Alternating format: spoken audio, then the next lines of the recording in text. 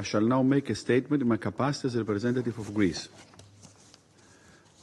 I would like to thank Special Envoy Hans Grunberg and Under Secretary General Tom Fletcher for the informative briefings and continued engagement to promote peace and stability in the region. I would also like to thank Mrs. Dina El Mamoun for her insightful remarks, as well as to welcome the presence here today of the Permanent Representative of Yemen. Dear colleagues, the deteriorating humanitarian situation in Yemen is highly alarming.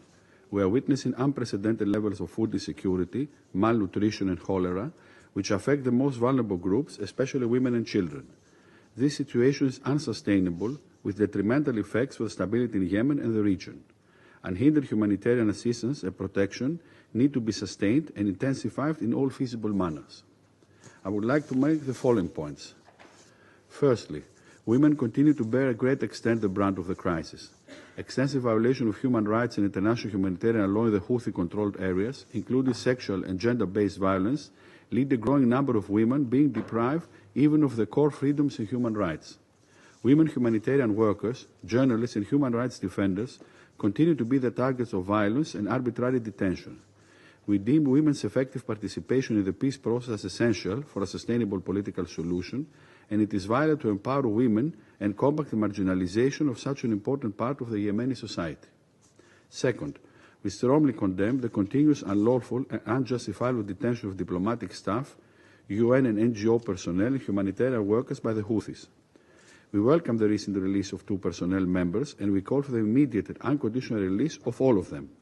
It is imperative that all diplomatic and humanitarian personnel operate in a secure environment indiscriminately, and the safety must be guaranteed at all times. Third, we remain deeply concerned about the assistance received by the Houthis, including through a collaborative network of terrorist groups such as Al-Qaeda and Al-Shabaab. We call on all member states to respect the arms embargo established with Security Council Resolution 2216 of 2015 and refrain from any form of support and transfer of weaponry and advanced technology in violations of the international obligations thereto. We believe that UNVIM holds an important role in the verification and inspection of merchant vessels by upholding the arms embargo. Therefore, it needs to be provided with adequate funding and additional means in order to further enhance its operational capabilities. Fourth, we need not to lose sight of the continuous precarious situation in the Red Sea region. The threat of Houthi attacks against transiting vessels remains a constant deterring factor for maritime shipping. We call for the halting of the practice of indiscriminate and arbitrary detention of commercial and merchant vessels and the crews by the Houthis, and for upholding the safety of seafarers.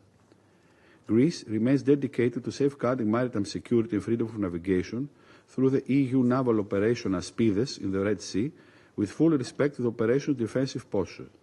We commend the outstanding results of this EU operation, which has escorted more than 440 ships over the first year of its mandate.